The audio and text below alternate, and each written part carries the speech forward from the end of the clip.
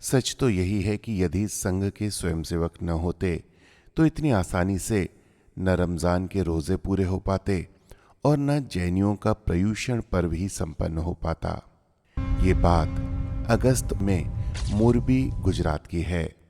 विश्व की सबसे भीषण आपदाओं में से एक मोरबी जल प्रलय में जो जीवित बच गए, उन लोगों को बचाने, मृतकों के शवों का अंतिम संस्कार करने जैसे दुरूह कार्य कर रहे स्वयंसेवकों ने इन सब के बीच दोनों समुदायों को व्रत के नियमों के अनुसार शाम से पहले भोजन करवाकर सेवा की अनूठी परंपरा कायम की। Guinness book of world record में सबसे भीषण आपदाओं में से एक मच्छू जल प्रलय में 25,000 लोग मारे गए थे।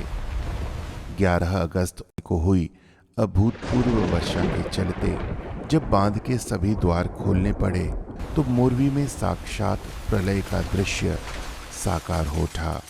महज 20 मिनट में मोरबी शहर 12 से 30 फीट पानी में डूब गया। पानी उतरते ही चारों ओर फैली मिट्टी, कीचड़ और मलबे के बीच हजारों की संख्या में मानव शव। दूर दूर तक बस यही नजारा था। राष्ट्रीय स्वयंसेवक संघ के तत्कालीन सरकार्यवाह प्रोफेसर राजेंद्र सिंह के आह्वान पर देश भर से स्वयंसेवक मोरबी पहुंचने लगे। मृतकों के अंतिम संस्कार, चिकित्सा सेवा, भोजन वितरण, अस्थायी आवास की व्यवस्था, इन सबको करने के लिए बड़ी संख्या में प्रशिक्षित और समर्पित कार्यकर्ताओं की आवश्यकता थी। ऐसे में सरकार के साथ कंधे से कंधा मिलाकर स्वयंसेवकों ने मोर्चा संभाल लिया। वर्तमान प्रधानमंत्री श्री नरेंद्र मोदी उस समय राष्ट्रीय स्वयंसेवक संघ के प्रचारक थे और चेन्नई में नानाजी देशमुख के साथ थे। सूचना मिलते ही वे मोरबी पहुंचकर सहायता कार्यों में जुट गए। स्वयंसेवकों के साथ मिलकर उन्होंने शांतिवन आश्रम से 12 एवं एक वृद्धाश्रम से 13 सड़ चुके शवों को कपड़ों में लपेटकर शमशान घाट पहुंचाया और अंतिम संस्कार किया। उन दिनों वडोदरा के विभाग प्रचारक का दायित्व संभाल रहे 29 वर्षीय नरेंद्र मोदी 50 दिन तक चले इस संपूर्ण अभियान का महत्वपूर्ण हिस्सा रहे। कितना अद्भुत प्रबंधन कौशल था कि 12 अगस्त दोपहर 1 बजे यानी कि दुर्घटना के 24 घंटे से भी कम समय में स्वयंसेवकों का पहला जत्था मोरबी पहुंच चुका था। तत्कालीन संघचालक पी.डी. दोषी की अध्यक्षता में स्वयंसेवकों ने उसी दिन पूर्व पीड़ित सहायता समिति का गठन कर कार्य आरंभ कर दिया। समिति के माध्यम से 10 सहायता केंद्र खोले गए। मोरबी शहर एवं दुर्गम इलाकों में रहने वाले 14,000 लोगों को अनाज बांटा गया। इतना ही नहीं, जरूरत की वस्तुएं, कपड़े, बर्तन, मोमबत्ती, माचिस के पैकेट भी बांटे गए। मोरबी एवं आसपास के प्रभावित क्षेत्रों में देश भर से डॉक्टर स्वयंसेवक वहां पहुंचे व निशुल्क मेडिकल डिस्पेंसरी चलाई, जिसमें प्रतिदिन 700 मरीजों को लाभ मिला।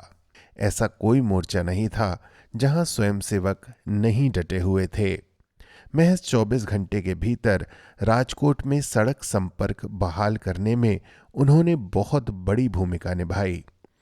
25 अगस्त 1989 के अपने संपादकीय में हिंदुस्तान टाइम्स ने लिखा, राष्ट्रीय स्वयंसेवक संघ ने एक ज्वलंत उदाहरण प्रस्तुत किया है कि आपदा की घड़ी में स्वैच्छिक अभिकरण से क्या किया जा सकता है। इतिहास गवाह है, पीड़ितों की तत्कालीन मदद के बाद पुनर्वास में भी संगठन पीछे नहीं रहा। मोरबी में कल्याण नगर और वर्धमान नगर को बसाने के लिए आंध्र प्रदेश से मजदूर बुलाए गए। बेघर हो गए निर्धन परिवारों को 500 पक्के घर भी बनवाकर दिए गए। बिजली की बहाली के लिए सरकार द्वारा भेजी गई स्ट्रीट लाइट्स को लगाने में भी स्वयंसेवकों ने मदद की। कुओं की सफाई, जल के स्रोतों की पुनर्स्थापना से लेकर स्कूलों की मरम्मत तक में स्वयंसेवक जुटे रहे। मोरबी जल प्रलय में संघ कार्य ने आपदा प्रबंधन और सामाजिक सेवा में आने वाली पीढ़ी के स्वयंसेवकों के लिए एक रोल मॉडल खड़ा किया।